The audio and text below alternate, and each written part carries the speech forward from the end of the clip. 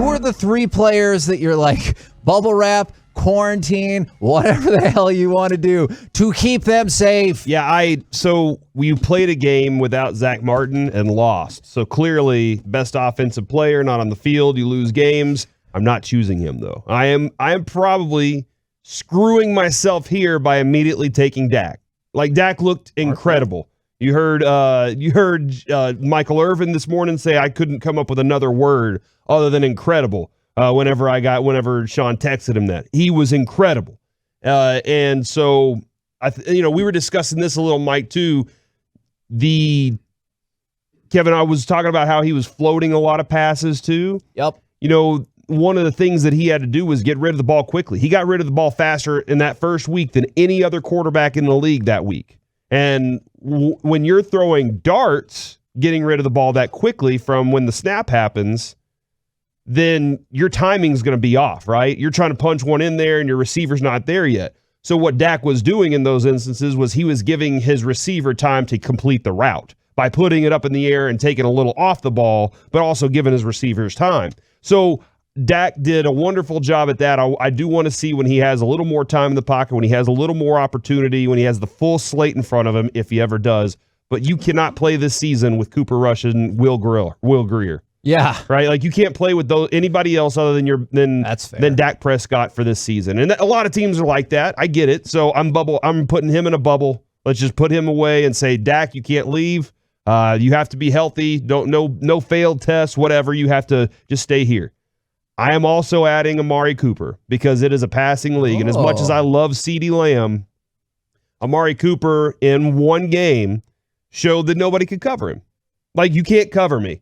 And I think that most receptions in a season opener ever for the Cowboys. I think his mindset right now, he's heard all the things. We talked to him face to face, had that conversation with him. I think he's ready to say, I'm the number 1 receiver in the league this year. He just needs the quarterback to be there with him. Now, Mike, I said this yesterday about Zeke. I think Zeke knew that he let his team down last year, by not being completely in shape when he got to camp last year. And then whenever Dak went down, it was on Zeke, right? So it was on Zeke to carry the load, and they failed.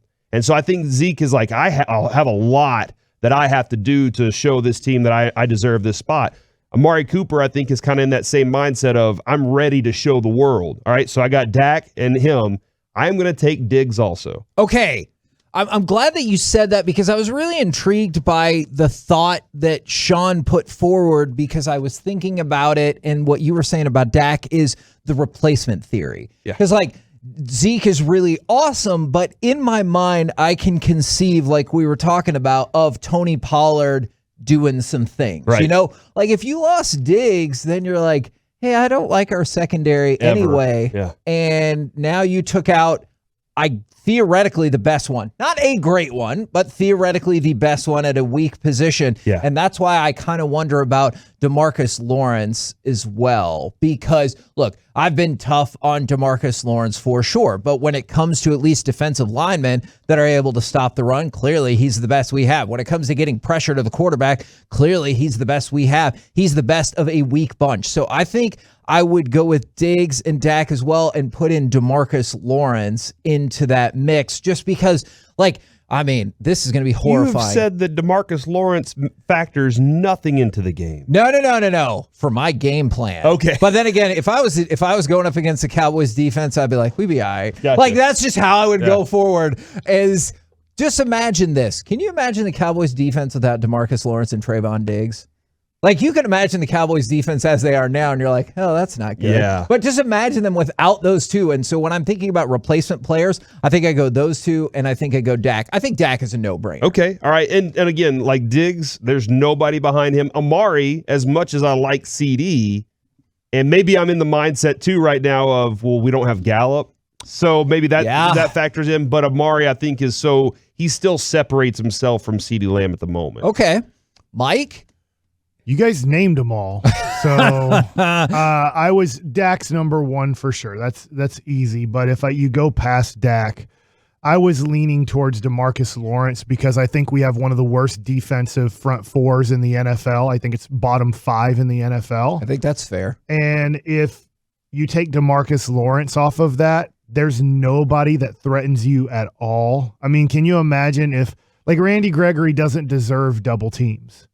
But at that point, if you're an offensive line, if you're a team, you're like, hey, we have an extra offensive lineman. Who do we want to just give a little bit of help on just to make sure, right? And at that point, you'd be like, I guess we'll going to help on Randy Gregory. I mean, everybody else is pretty much a below average player on this team. So that's where I think DeMarcus Lawrence after Dak Prescott could really hurt you. The Cowboys got 2 quarterback hits on Tom Brady all game last Thursday. And we're about to face a team that allowed the least amount of pressure against arguably the best defensive front in the NFL. So, I mean, I look at it, I know that's a different point of view, but I just look at it and go, I can't imagine what we'd be like if we're this bad already. What would happen if we lost to Marcus Lawrence? Interesting. With the offensive line, you know, Sean said Tyron, and that's interesting to me because he picked Tyron over any of the other offensive linemen.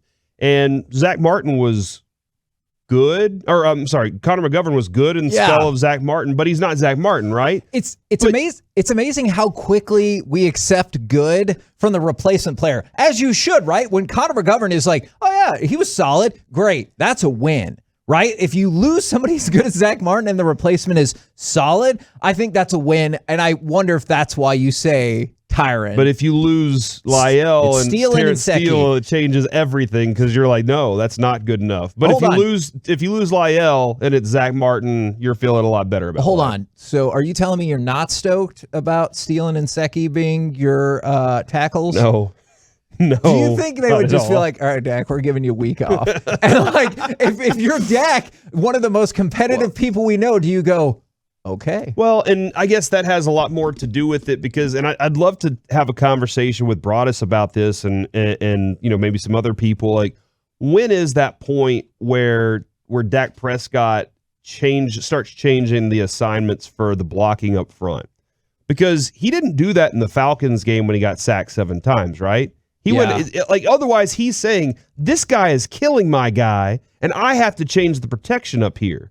And so, like, at some point, and I feel like when I don't know if you watched the Peyton Manning and Eli thing. I'm sorry, I did not see the mega cast. Dude, it was awesome for one. But all they did was, they talked about, look, and he's changing the protections here. He's changing, and then Ray Lewis would come on and say, hey, look, by the way, he just changed that protection, so now they're changing this up on the defensive side. And so, like, I feel like that's now on Dak Prescott. You heard Chris Collinsworth talking about Dak and Tom Brady doing that, and Tom Brady's brilliant at it, and that's why he has so much time in the pocket, right? I know where these guys are trying to attack me from. I have the ability now to step into this pocket because I created it by telling the offensive line what to do. Well, with Dak, is he at that point now, too, where he sees it that way, and he understands this guy's not going to have a great day. I have to change the protection just a little bit, and is that going to create the situation like we saw last time where we're checking out of runs, and Zeke is helping protect, and so forth there. So they got to figure that offensive line out for sure.